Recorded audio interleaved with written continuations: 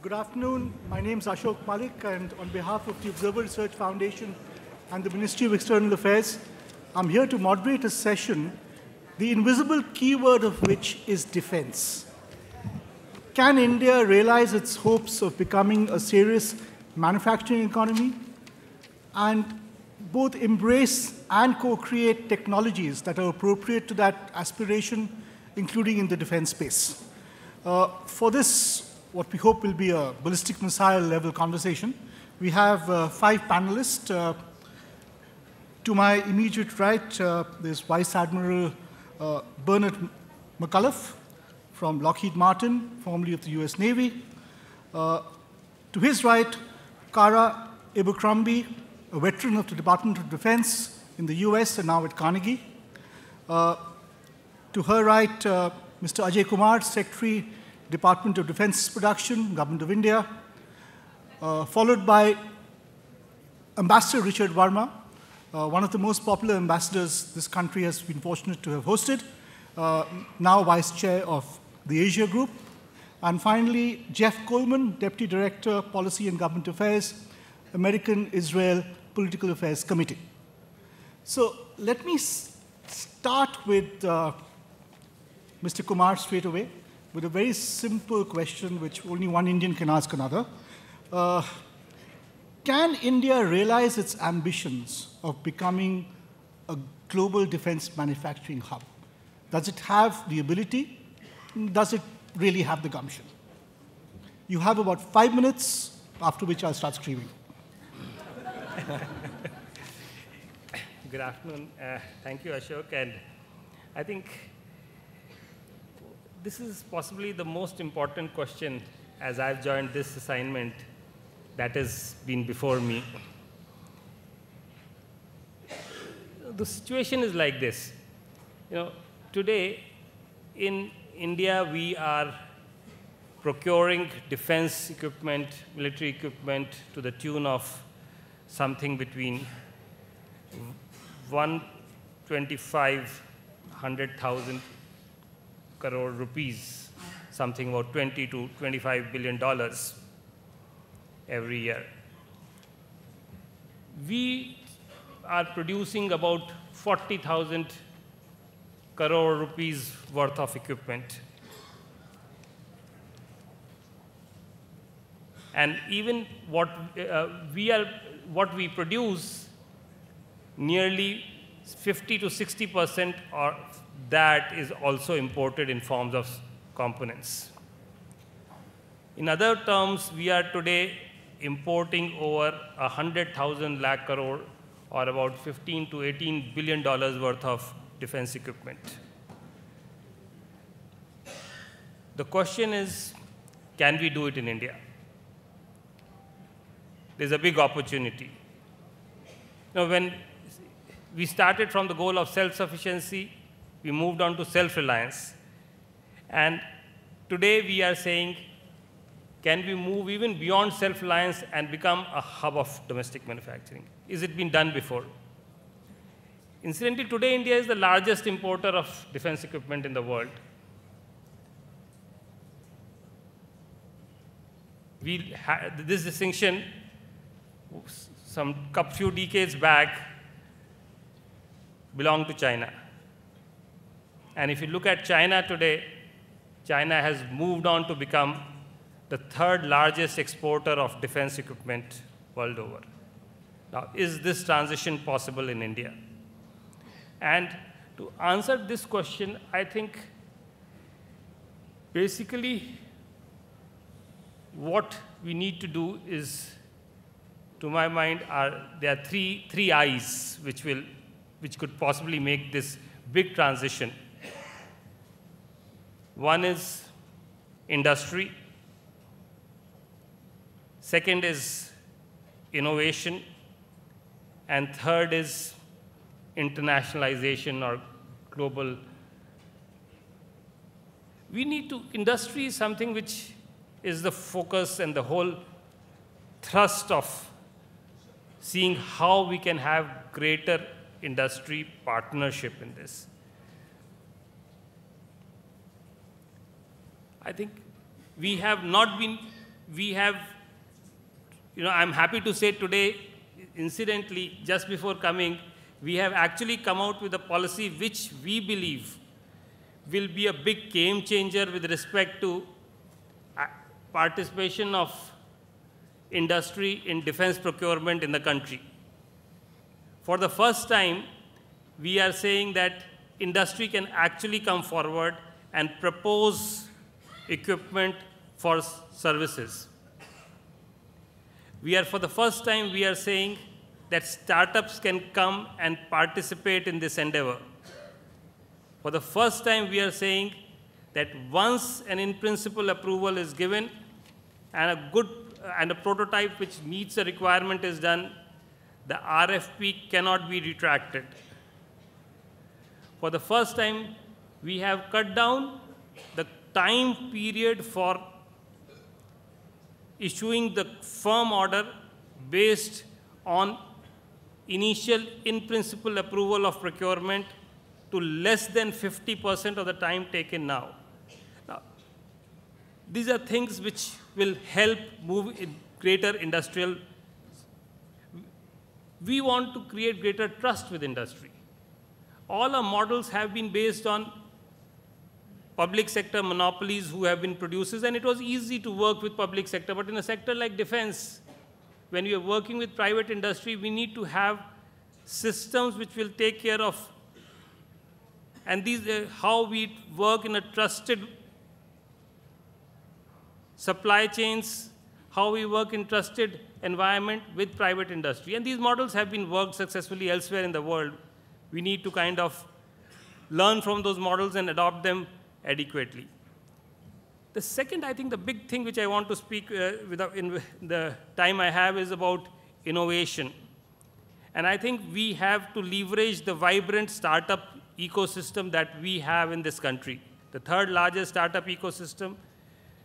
Some amazing work has been done. We need to enable them in the defense sector. We need to give more focus on indigenization through private sector. And several steps we are trying to take. I don't want to elaborate on them. But the last thing is with respect to moving away from self-sufficiency to be able to export, internationalize defense manufacturing. We have, for the first time, started to look outwards, and there is significant demand from friendly countries who look towards India for meeting their own requirements. We need to proactively see how we can become a defense manufacturing hub and meet the requirements of the rest of the world. I'll stop here, but I just want to mention one small thing which I have been associated after joining this department, which I think signifies how we are looking at this. So I have, my 5 deputies, main deputies in the department. There's someone who looks after HAL, someone who looks after Bell, someone who looks after ordnance factories, there's someone who looks after the shipyards. This is how the broad role of all of these officers in my department has been divided. We have been a department which has been largely dominated by PSUs and monopolies. One of the first things we have done is we changed the role. We said, you are not looking after HAL or shipyards, public sector shipyards that you have, or Ordnance Factory Board, which is the government's ordnance manufacturing units. You're going to be looking after the industry of the sector. And jointly with the industry and with the public sector, promotion is your role. So the role definition of the department is undergoing a change to recognize the importance of how we need to work with industry, and that hopefully will help us to answer the question you said. Thank you very much. Thank you, Secretary Kumar. My next question is to Rich Verma. Rich, you were co-chair of an India-US task force that has just published a very realistic but also very forward-looking report on the bilateral relationship. In the section on defense, your report makes one very ambitious recommendation. It urges the US government to launch government-wide strategic advantage initiative focused on developing New Delhi's defense capabilities as a premier security contributor in the Indo-Pacific. Now, this is a very ambitious and laudable recommendation, but how does this ambition square up with traditional technology transfer niggles, which have bothered this relationship? Yeah, Ashok, thank you, and it's a real honor to be here and be part of this panel.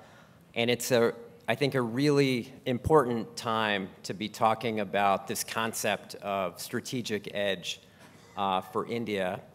But before we get there, and before we get to the task force report, I do think it's important to just level set and remind people where we are on the U.S.-India defense relationship. Because as I think about the last 10 years in the relationship, it would be hard to find a relationship where we have done more in the security and defense space bilaterally. I think back to 2005 when we first signed the Defense Framework Agreement between India and the United States. Defense sales in 2005 were pretty close to $0. If you were to measure now some 12 years later, we're around $17 billion. We've become the leading supplier of defense equipment to India in the last few years. We have delivered major weapons systems. We have conceptualized and put into practice a very important program on defense co-production, DTTI, Defense Technology and Trade Initiative. It's often repeated or often stated that India does more military exercises with the United States than with any other country. You think about that. And I have had the great honor and privilege of going to most of those defense exercises, whether they be Malabar with the Japanese or Red Flag, the Air Force exercise, the Special Operations exercise, the Army exercise. It's really, it heartens you when you see our two militaries working together. It used to be that we couldn't even talk about the concept of interoperability. And now we're talking not only about interoperability, but we're talking about jointness. We're talking about how we do things together. We have more convergence now across the Indo-Pacific. We have a joint strategic vision. I think we have more convergence on Afghanistan. We've signed agreements on cybersecurity, on intelligence. And last year, India was designated a major defense partner of the United States, something we don't have with any other nation. And because we don't have a treaty alliance with India, major defense partner is really important because it says we're going to treat India as if it were a closest ally and partner for purposes of technology transfer. So we have come so far in a very short period of time. The question is, where do we go from here, and what does it mean to be a major defense partner? And you mentioned the task force report, which I will shamelessly plug here, which is the Center for American Progress Task Force that I had the privilege of co-chairing with former Indian Foreign Secretary Ambassador Rao. Now, one thing we said, if you're looking for the next phase of the relationship, and the next chapter in U.S.-India relations, then I think it's time to think ambitious and think big. And we came up with this concept of strategic advantage, creating a strategic advantage between the U.S. and India across the Indo-Pacific. Now, that's not current U.S. policy. And so it would be a big change. And I know this panel is about ensuring India has a strategic edge, but we need to make sure in Washington that actually becomes part of our policy. And I know Jeff Coleman from APAC is going to be here to talk about our security relationship with Israel, but I think that's also a very interesting model we ought to look at, where we have a qualitative military edge between the U.S. and Israel. And I think we can do the same thing with India. Now, it would be fairly a big idea, but I think the time is right to do that. It'll take export control reform. It'll take the help of Congress. But I think that is the next chapter, making it clear that we want India to have the technology and platforms to prevail in contested domains. That's really what we write about. Now, this will require some reciprocal obligations on the Indian side. And people always ask me, or they complain about technology transfer. They say, we really want the latest technology. We're not getting it from you. The reality is, India gets very advanced technology from the United States. But part of the technology decisions are not just, will India be a good steward of the technology? Part of the question is, why should we give the technology? Why should we give the technology? What kind of burden sharing or information sharing will India do or provide in the context of this advanced technology? And so I do think it would be interesting now to go to that next level. We went from not being able to talk about interoperability, now talking about jointness. We come up with an idea in our report to create a joint humanitarian and disaster response cell, for example, for the Indo-Pacific.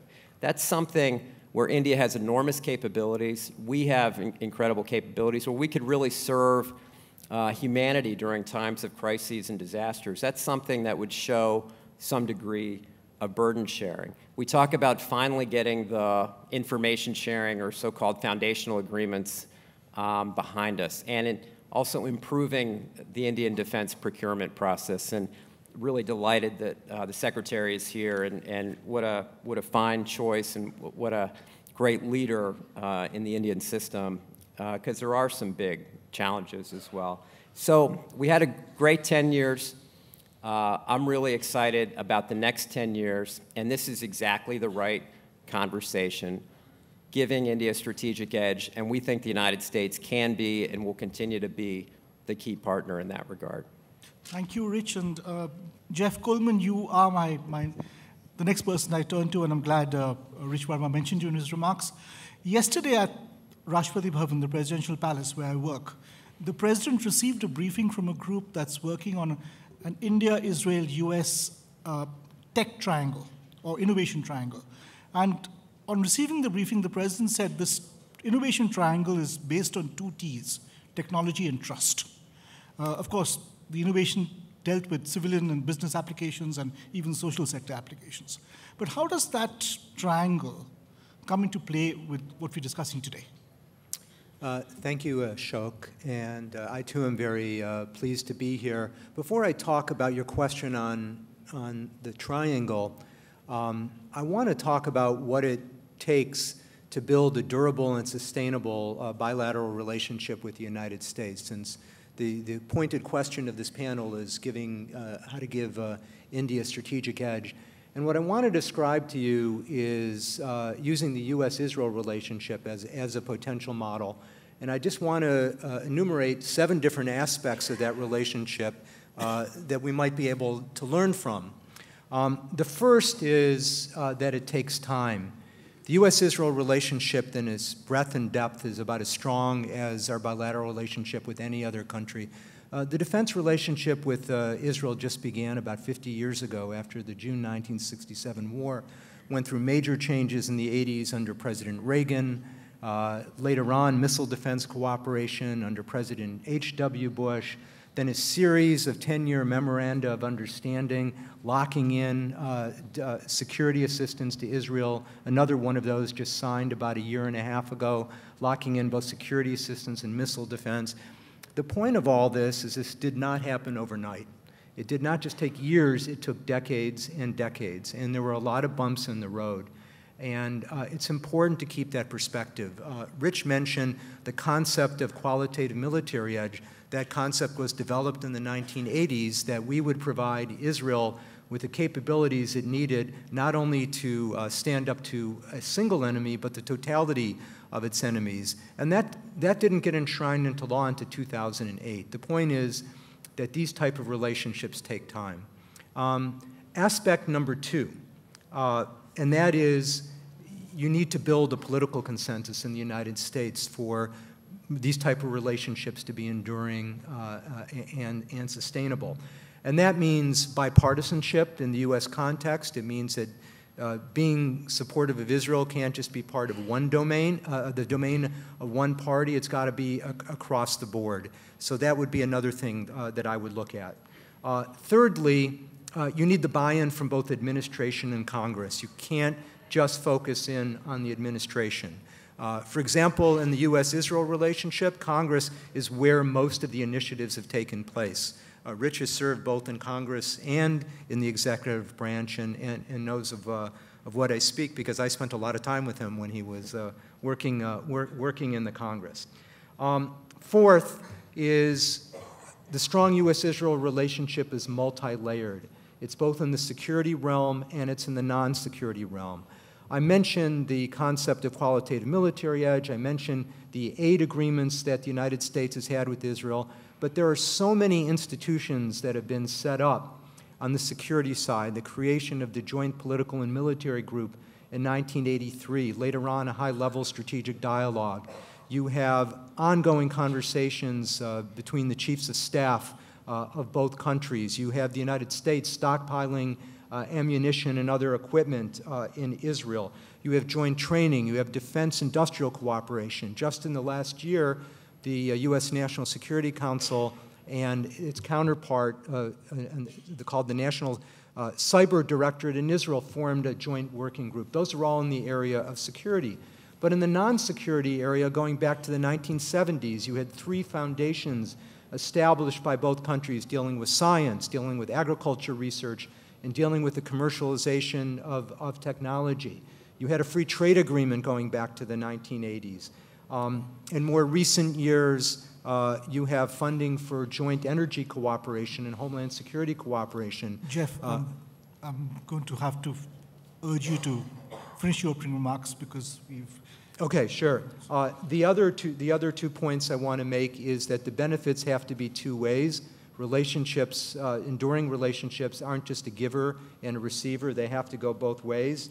And the last point I want to make is that enduring relationships have to transcend political differences between the two countries. Countries are not always going to see eye to eye, but you have to, even when you have disagreements, you have to continue the levels of cooperation both on the security front and on the non-security front.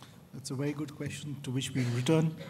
Our next panelist is Kara Abercrombie, now at Carnegie, but formerly at DoD. Kara, you've just written a piece called Removing Barriers to U.S.-India Defense Trade. And there's a line there, which has a lot of wisdom, I thought, of the trade-off India has to negotiate between lowest cost and best value. I found that a very compelling phrase. Could you explain that further, especially in the context of your time at Department of Defense and dealing with India? Okay, I'm on. I'm hot mic. First, I just want to say thank you for inviting me. It's a pleasure to be here and an honor to be here alongside these other panelists. And I had to laugh when Ambassador Verma referenced the 2005 Defense Framework Agreement because that was my very first day on the job as the India desk officer in the Pentagon. So I was present at the moment of the creation. No, and we have come a long way from there, and that is what spurred my interest in writing this article, Removing Barriers to Defense Cooperation, because I think we've come so far in the relationship, I think we've resolved at the political level that we can't let bureaucratic obstacles get in the way of helping us achieve our shared vision. And fundamentally, there are bureaucratic obstacles to increasing defense trade. Some of it has to do with idiosyncrasies of the United States system of exports, but a lot has to do also with the idiosyncrasies of the Indian acquisition system and the defense procurement process. And so this lowest cost for best value is a term of art, lowest cost versus best value for government is a term of art that we do use in the US defense acquisition system. And the reason I offered as a proposal for the Indian government to consider in terms of modifying its defense procurement process is because it really helps India meet its objective. Its procurement objectives include not only acquiring capabilities to enhance its military readiness and overall ability to operate, but also to increase India's indigenous defense capability. And that involves technology transfer. And the fact is, if you want to require technology transfer as part of the procurement process, lots of technology, good technology costs money. And so when you're designing a procurement process that prioritizes lowest cost, you're not necessarily getting the best technology transferred to India. So that's one conundrum. Another factor that I think is currently lacking in India's defense procurement procedure is consideration of the strategic partnership. large-scale defense procurements are inherently a strategic national decision. They're expensive, you're spending a lot of money, you're entering into a multi-year, many times decades-long relationship with the country you're purchasing from. That matters. That actually has strategic importance. And right now, that's not a consideration in the Indian defense procurement process. So typically, in a defense procurement procedure, you'll have a request for proposals. It lines out the specs, what the platform needs to do, what capabilities, how big, how many. Defense industries will submit their bids.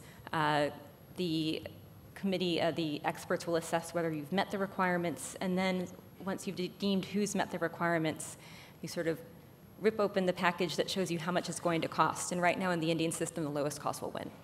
But what we do in the United States is we'll say, we're going to value how much technology was offered.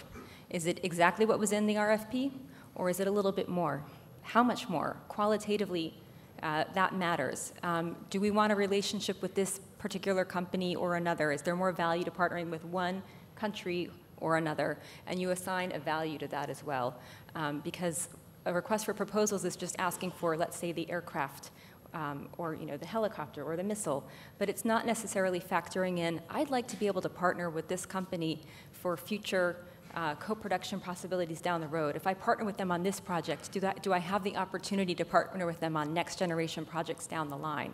Those things are not necessarily quantifiable, they're qualitative assessments. And so if you empower the folks who are actually making the decision, the acquisition decision, to factor those elements in, you'll get best value for the government. And it may be that it is the lowest cost item, but you're not limiting yourself to that. Thank you. We'll come back to that later in the conversation. My final panelist for this first round, Vice Admiral McCullough. You are, or rather you represent the entity, the defense manufacturing companies that are really at the center of this conversation. And I remember a conversation I had with the CEO of a major Australian mining conglomerate 3 or 4 years ago, where I was hard selling the India story. I don't know why I wasn't in government then, but I was. And I said, you should come in with tech transfer and with mentoring Indian companies and introducing best practices to the Indian mining sector. He said, we don't do any of that, we just want to sell you coal. Is that the perception battle you face as well? That at the end of the day, you just look at India as a market, you look at every decision in terms of what it means for the bottom line. How can you break out of that? Or is that a fair comment at all? Well, first, good afternoon and thanks for having me on this panel. In my active service, I've had the opportunity to meet with many military and foreign governmental leaders, and it gave me the unique opportunity to view the global threats the world faces in today's environment. I'm a vice president for Lockheed Martin. I do international business development. I do not work for the airplane company. Lockheed Martin is more than an airplane company. My part of the business does everything from Sikorsky helicopters, Aegis combat systems, aerostats, cyber, C4ISR, training, unmanned aerial vehicles, and just a really large portfolio. So my experiences in the military and with Lockheed have led me to understand the value of partnerships, in this case with India, and be those partnerships government to government, industry to industry, or industry to government. And so it's very important for a nation to have a strategic, sovereign defense industrial base. And it needs to be focused on value-added capabilities that are not already prevalent in the marketplace. Foreign technology transfer can help achieve these results, but for that to happen, both domestic and foreign industry need to have a high level of confidence in the process for the transfer of technology, and that process will be rational, consistent, and transparent. The policy cannot preclude innovation. It cannot change every year. It cannot demand more technology transfer than the country can absorb or the original equipment manufacturer, the foreign industry, can provide. Technology transfer through strategic partnerships have both a value and a cost, neither of which will be measured accurately in a lowest price environment, an L1 environment, if you will. So I encourage the government in India to find an appropriate metric for evaluating these processes.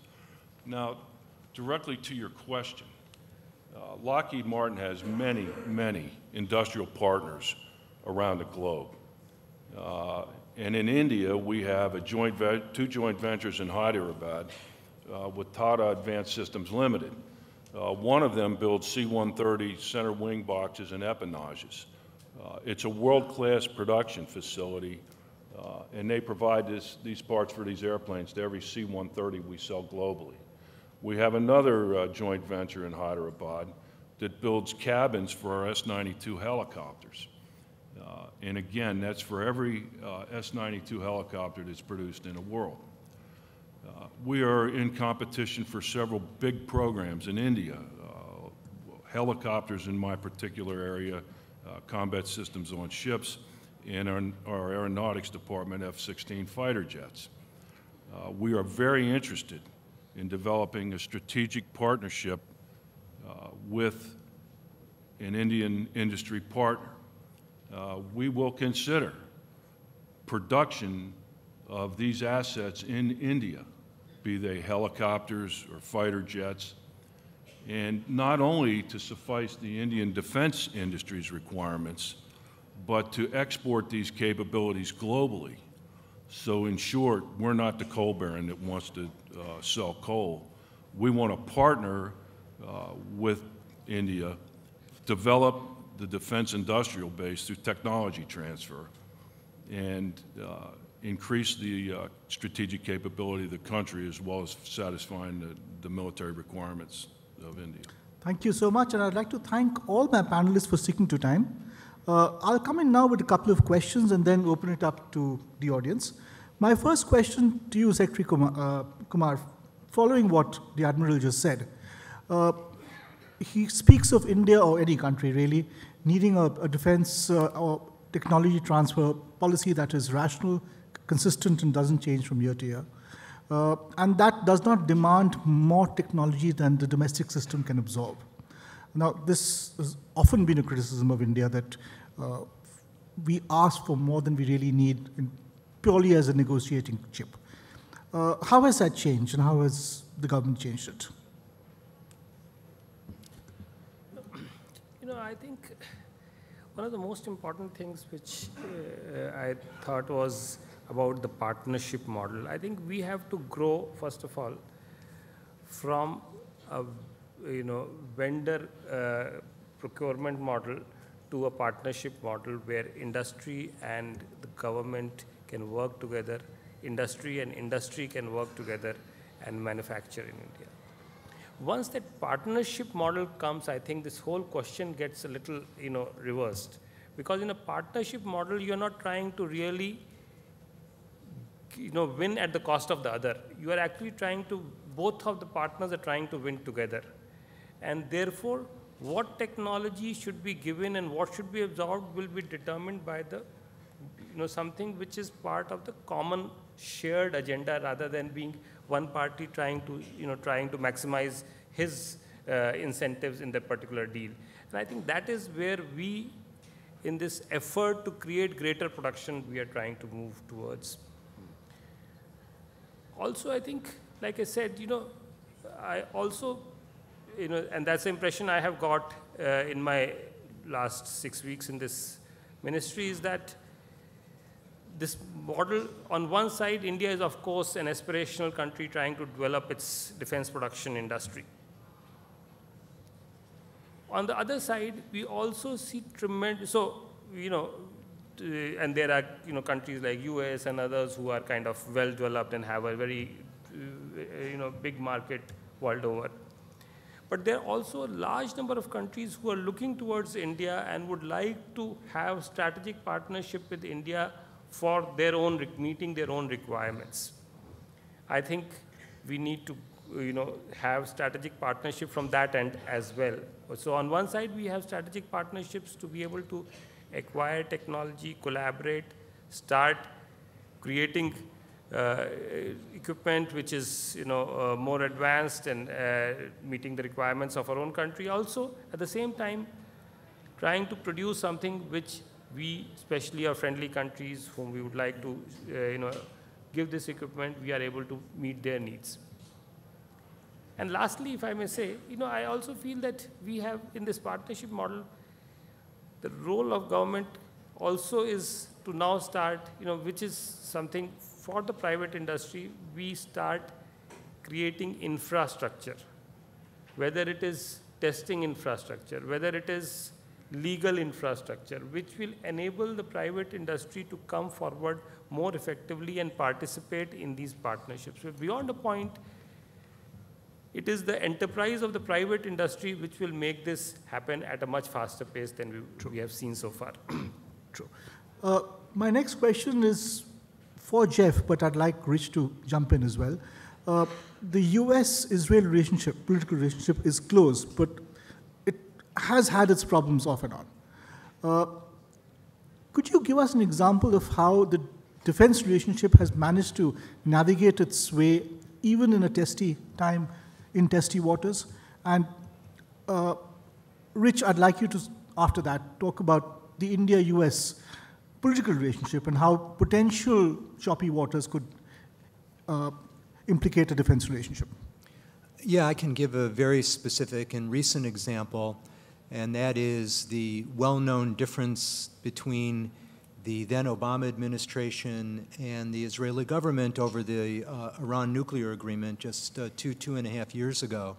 And there was a lot of tension over that. And Rich was in the administration, at that time. And yet the defense relationship, the strategic relationship, was not only unaffected by it, it actually expanded during that particular period of time.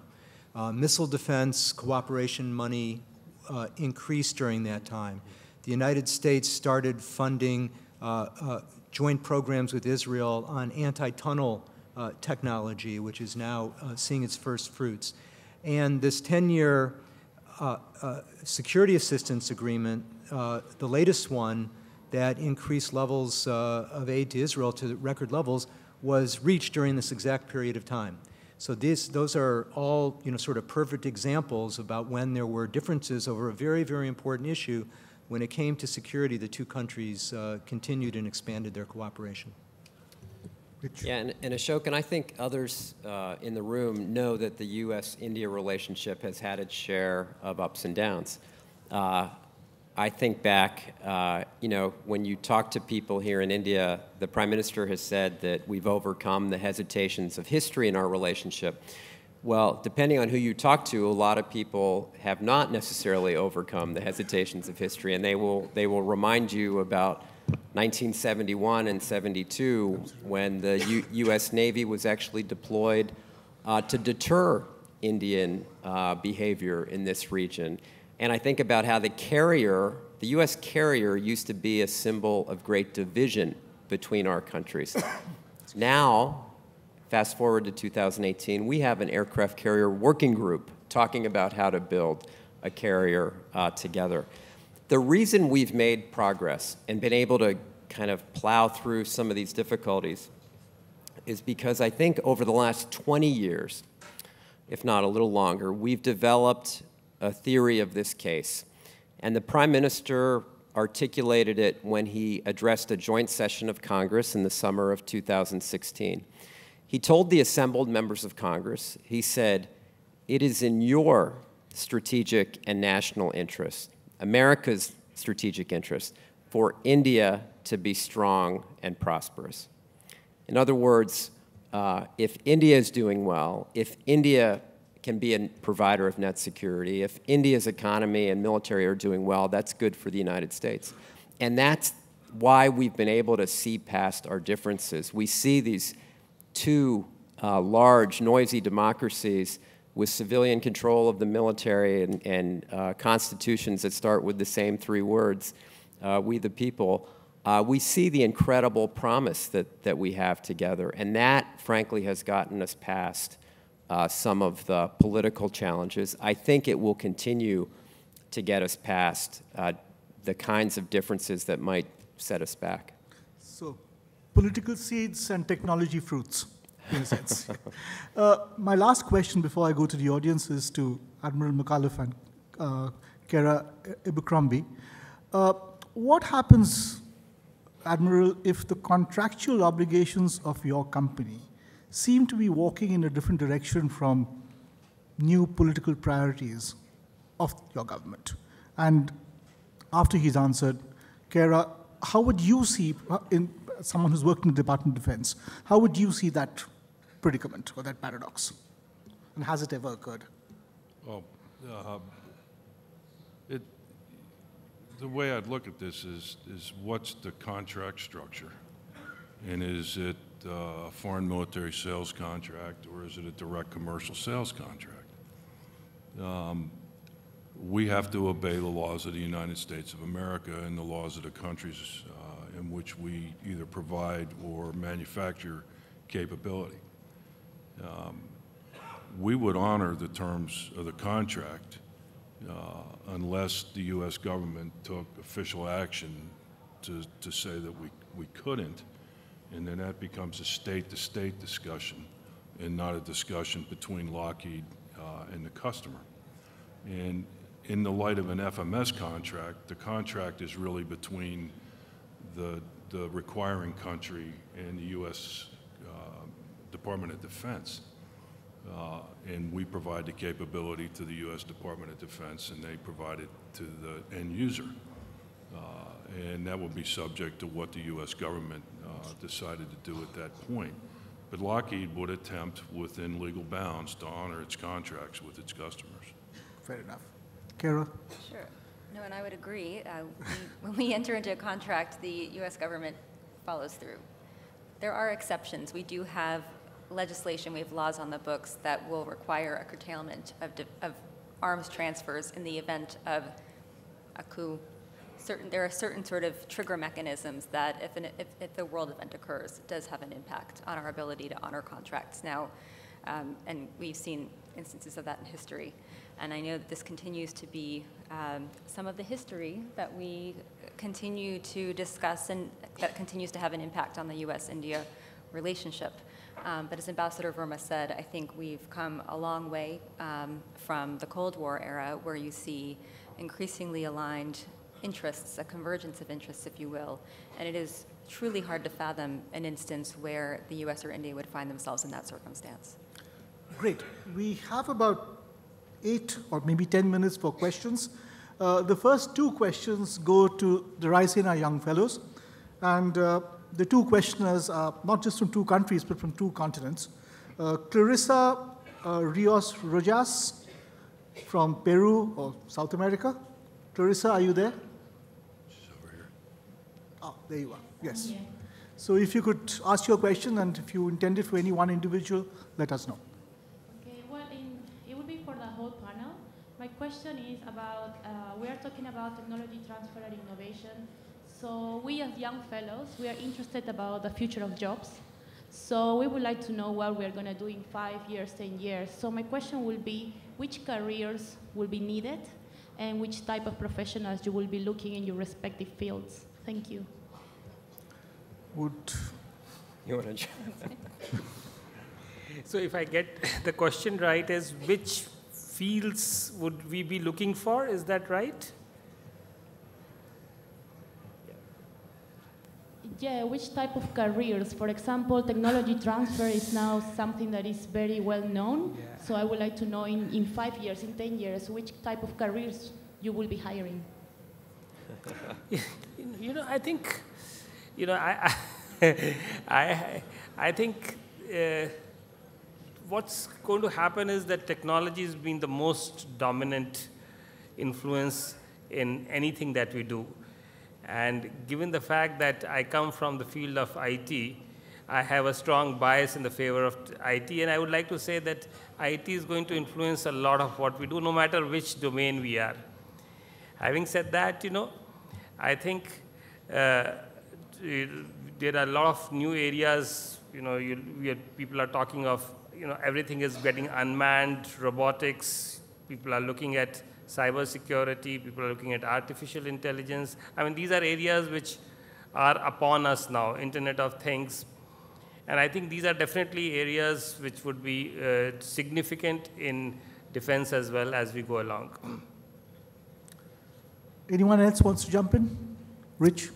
Well, look, I was just going to say my parents wanted me to go to medical school, and they were greatly disappointed. I never made it there. So I will say one of the things we've been talking about is not just technology, but the impact of technology on the workforce and the disruption that it's creating. And when you look at the size of the population in India and in the United States that will be impacted by automation, by machine learning, by artificial intelligence, there's going to be a lot of people that will be forced out of their traditional jobs, but there will also create a lot of new opportunities. So as Secretary said, kind of keeping pace with the technological change is really going to be critically important in competing in this century for sure. Great. Next question is from Yun Chan. I hope I pronounced that correctly. Another of our Raisina young fellows. Hi. So my question is actually quite simple and quick one. So with regard to the partnership in the area of defense, so I'm just wondering whether the perspective of human security is also being taken into account, and if so, how is it carried out? Thank you.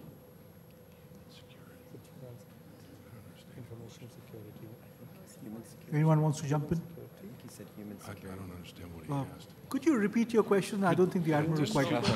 Could you clarify it?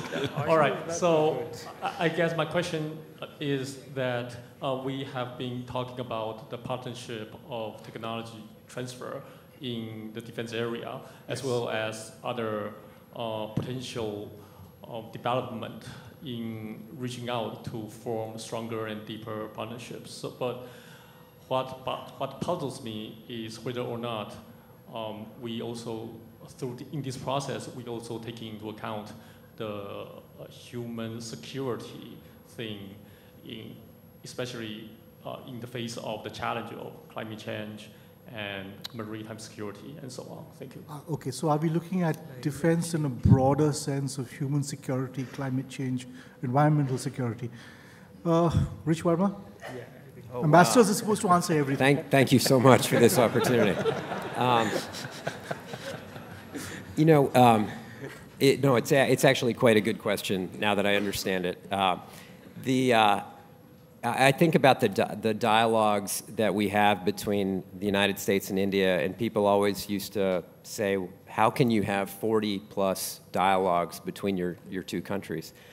The reality is, there are not only opportunities, but there are threats that we have to deal with. And so it's important that we have a Homeland Security dialogue. It's important that we have a dialogue on issues pertaining to refugees and human migration. It's important that we have a dialogue on climate change because and on counterterrorism, obviously, and so on and so forth. Because as we've seen, we're facing a whole range of threats, and the impact just on climate change in India has been quite severe, and the migration of people from rural areas to cities is not only a human security issue, it becomes an issue of urbanization as well, which then has corresponding pollution impacts and traffic management issues. So I think the question is exactly right. We can't just think about traditional threats from states. We have to think about the whole range of what's confronting our people. And that's, again, I'm proud that in the U.S.-India relationship, we actually have begun to broaden the dialogue quite considerably to take a lot of those factors into consideration. Kara, in the Department of Defense, how many of such non-traditional risks or threats are seen as central to defense planning? I think, and I am not a defense expert, and I'm sure Ambassador Verma and others possibly will be able to say this, but as a layman, let me say that today I think defense is beyond mere war threats. They're all different kind of threats. There's food security, there is environmental security, there are all different kind of things which in the end affect the life of people in general, and which can today, affect the overall well-being of country and its people, are part of the security perspective as we understand it.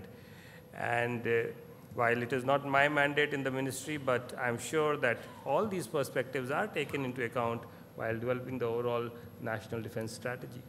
Yeah, no, that's exactly right. I mean, I think when you look at the U.S. Department of Defense, all of the exercises and planning that the U.S. military does might not necessarily be specific to a humanitarian response scenario, but those are exactly the capabilities that we bring to bear when we do respond and provide relief in the event of a crisis, whether it's heavy lift, amphibious landings, transloading equipment, conducting resupply, et cetera. Those are all skills that we train to. And in fact, we also budget to that. We give our combatant commanders a set sum of money every year to use at their discretion to respond immediately to disasters. They have the authority to respond immediately if there's a need. So there is that autonomy yes. in that sense. Great. I think we have time for about 2 more questions. You've had your hand up for some time. Yes, go ahead. You need to go to the mic. It's right behind you. Thank you. If you could introduce yourself. I'm Ketan Dunn, independent law consultant from Mumbai. My question to Secretary Kumar, sir. India seems to be, Indian defense acquisitions seem to be more from the hangover sort of the 5 wars that we've fought. Maybe Indian defense acquisitions are not that focused on the continuing war that we've been fighting for the last 3 decades along the LOC, in Kashmir, and in certain areas within India. Is there a case for making those acquisitions having a life of their own, giving them an independent status? Maybe small ticket size contracts over there could give India a definitive edge in that war, which we are actually fighting. Are our defense acquisitions more tuned towards that hangover? Should we be paying more attention to the war that we are actually fighting? I'm not an expert, and I possibly would be not the best person to answer that question. But there are people, very competent people who look at all aspects when they decide what they want to acquire, and there are people who are specializing this, and they do go through a very detailed process of analyzing what is required, what would provide strategic edge in terms of war, etc., and then come up with a list. Sometimes you are constrained by what you can produce and what you can get, and you have to then optimize between what you want and what you can kind of actually get. But I also feel that as a country, if we are able to innovate and improvise and come, we have army which is positioned at possibly at nowhere in the world the army is positioned at locations as high as our Indian army is on the northern borders, and we have certain specialized requirements with respect to their borders. So given our own situational requirements, I think we should be able to come up with our own innovative solutions, and that's really where we need to gear up. That's where I think we will be able to come up with innovative solutions. Great. We have time for one final question. Anybody that side? There's a hand right at the back there. If you could get to a mic and... Hi, my name is Kamal Gupta. This question is for Rich Verma. He talked about career working group, and he said from 1971 to now, we are a career working group, which is considering giving catapult or emails technology to India. But emails requires heavy power, and that means nuclear propulsion. Is US willing to give nuclear propulsion reactors to India so that we can use emails, or we will have to go back to only catapult? Yeah. This is where they teach you not to answer the question directly. No, I think the Carrier Working Group is actually much broader than just on emails and nuclear propulsion, and some of these technologies are very tightly controlled. But the Carrier Working Group is also talking about moving to flat deck carriers. It's looking at coastal protection. It's looking at maritime domain awareness. It's looking at intelligence collection. I mean, it's really looking at the full gamut of how to operate, and if anyone could talk about it better than I could, it's the admiral sitting to my left here, who spent his career doing exactly this sort of thing. But the idea is to bring our best experts in the Navy together with your best experts. I had the privilege of being part of one of the carrier working group exercises here in India, but the carrier working group also went to the United States on 2 occasions and went to some of our best facilities. I think the thing I would take away from this is that it is a great indicator of what our cooperation can bring for the future, that we've moved into this area. But the other working groups at DTTI are just as exciting. We're talking about the possibility of building a new ground combat vehicle with the Israelis. We're talking about building a new helicopter, advanced vertical lift.